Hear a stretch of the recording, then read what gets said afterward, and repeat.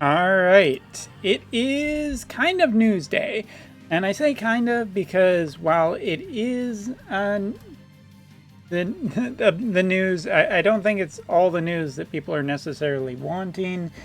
But whatever. I haven't done a video in a while, and one of the reasons I've been kind of a little bit less making videos lately, because it's been a little bit quiet and whatnot. I don't think there's anything too much to necessarily make a ton of videos about. But actually, right now, it's more just my broken tooth, which is really giving me troubles. I'm hoping to get it fixed this weekend, but kind of just has put me in a little bit more of a less inclined to make videos in streaming mood, although I have tried to stream a good amount this week.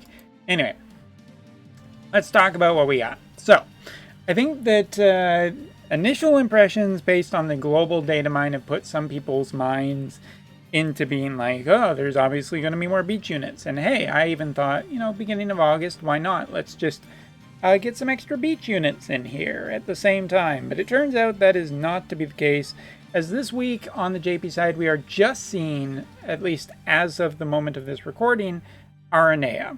There doesn't seem to be any other banners or any other characters. They're normally announced by now.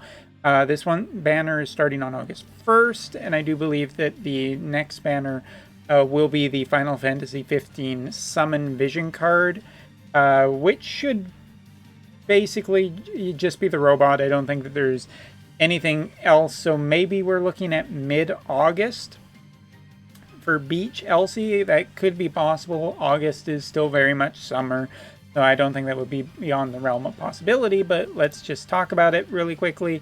So yes, RNA will be starting on August 1st, and it looks like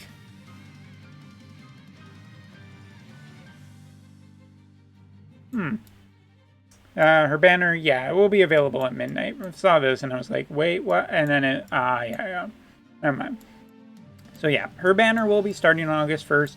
There isn't really too much to be said here. We already knew basically every detail that we knew on this from the stream. She is a Dragoon Lancer combo kind of in her main job. She's a Dragoon secondary job, and she is fighter for her other jobs. So she's going to be very much a physical damage dealer that is going to be tough against other physical damage dealers, I think. But we'll see a little bit more once we have the full data mine of her kit. We'll have that on August 1st, and I'll try and get that review done much sooner than previously. Things to note about her character, however, that we didn't know before: her mastery ability, of course, the ice elemental buff, but here, agility plus 10% and critical damage plus 5%. Now, these are usually balanced to the character, and I have to say,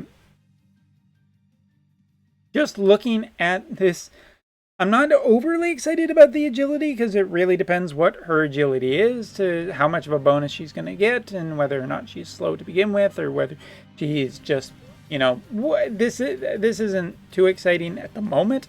The critical damage, however, I am expecting her to be a high damage dealing character, so that's good news.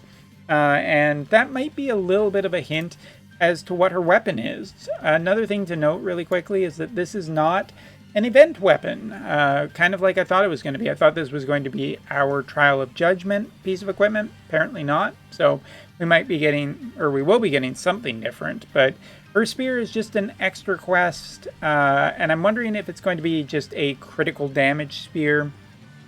Currently, there's a lot of different elemental spears, and it would be kind of neat if this one was just a, elemental, not an elemental one, but just a generally more all-around spear that any Dragoon or Lancer could use. Looks awesome. I'm looking forward to just getting this thing done, if nothing else than for the weapon skin. Seriously, Oberon is going to look great with this. Continuing on, there is kind of a raid thing going on this week, but it's not a normal raid. It's the return of the raid revival, this time featuring the twin-headed dragon, Siren, Golem, and Diablo. So all of these raids are going to be coming back in the style of the 1.5 anniversary one. Yes, my tooth is bugging me. So basically, this is done in multi. This is not done in the regular multiplayer format. There is the normal version and the extreme version, basically level 50 and level 100. Level 100 was not a joke before, and I don't expect it to be a joke now. Doing it in 20 turns is quite difficult.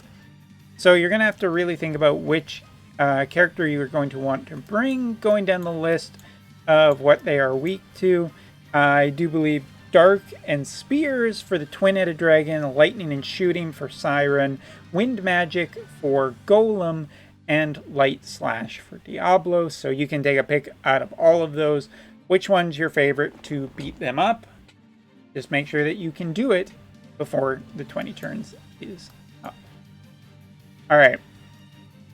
And there is also a plethora of things to be done, of equipment that you can get again, such as like Santa Claus or the Diamond Coat, which is a more recent piece of equipment, all the way back.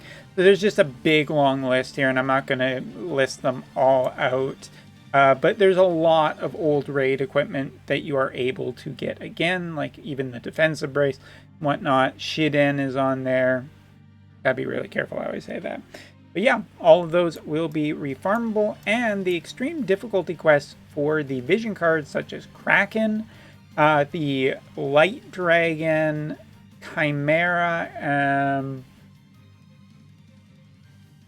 there's one other one that I am forgetting, are all available again over the course of this, because it looks like they are using the Raid Revival to also give people a chance to do these again. Which is good news, because I honestly think that this was pretty closed off. If you weren't around at the time of the raid, you couldn't get those summons and those vision cards or even upgrade them. So it's kind of it's good to see them come back and be obtainable again. Continuing on, the return of certain quests, as well as certain pieces of equipment and certain side story, will be coming back. So as you can see, this side story is making a return, as well as the Gold Axe and the Gold Blade are coming back, and a Spear as well. So if you want something else to go on your Aranea, there you go. And the Fist is coming back. So all of that is totally available for you. And we don't get to talk about this very often, but this is pretty cool. This is a special gacha that is being held because a very special lady, Rifes, however you say her name, her character's name, the lovely voice actress is actually getting married in real life. So a very, very big congratulations to her. Very happy that she is having such a wonderful event in her life. And there will be a one-time 10-pull gacha that guarantees you not only a copy of this character, which is pretty cool, or I think it's like 40 shards or whatever of the character if you already have it, but also a piece of equipment too, a +5 version of that piece of equipment, aim style. That's really nice. I'm not going to complain about this. I'm not going to look a gift horse in the mouth. And congratulations to her, and best of luck with her wedding and everything to do with that. Taking it really quick, there's also just some other pieces of news that I just want to cover. Nocto and Prompt, when they came to the game recently on the JP side, did not have voice actors at all. Voices will be being added to them, and the cost of older 100 cost units and older like Saria and Alum's shards in the shop are getting adjusted to be lower price from now on. This probably could have been done much sooner, but at least it's kind of being done. Oh yeah, and a new map. I don't think there's really anything else that needs to be said here. It looks like there's going to be another tournament mid-August, which means another live stream, which means some more rewards. Yay. But yeah, who knows? Maybe that's when Tactics is going to be announced, so everyone can stop asking when Tactics is coming back. That'd be great. But yeah, other than that, global this week with the Charlotte banner, people I think were expecting more beach units, and you know, it kind of depends when JP gets them. I think it'll be roughly around there, but I don't think it's going to be next year. Very rarely does Gumi actually make promotional material for banners that are like a year off. It's probably sometime in August, but not quite yet, because, you know, beach units, take a break. You know, Japan's doing FF15, and I'm sure about the mid-month we'll see some more beach units to continue the festivities. Anyway, so yeah, that is the news such as it is. All the updates like that. And just a friendly reminder to Globalers who haven't done it yet, who are thinking about it, you can wait and get Charlotte on the 1.5 anniversary special banner pull, but that's only for paid Lapis. So, and that's like a select banner that will also give you a bunch of shards. So just in case you were wondering about that one, that's a potential possibility, provided that it is still a thing on Global.